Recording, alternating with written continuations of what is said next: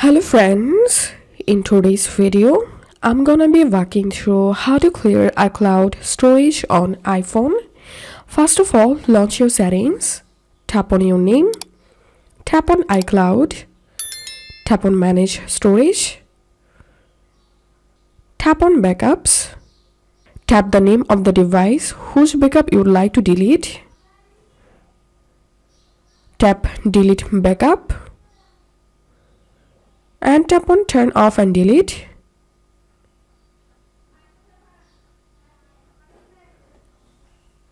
When you delete a backup, it also turns off iCloud backup for your iPhone, iPad or iPad Touch. You can turn iCloud backup on in iCloud settings on your device.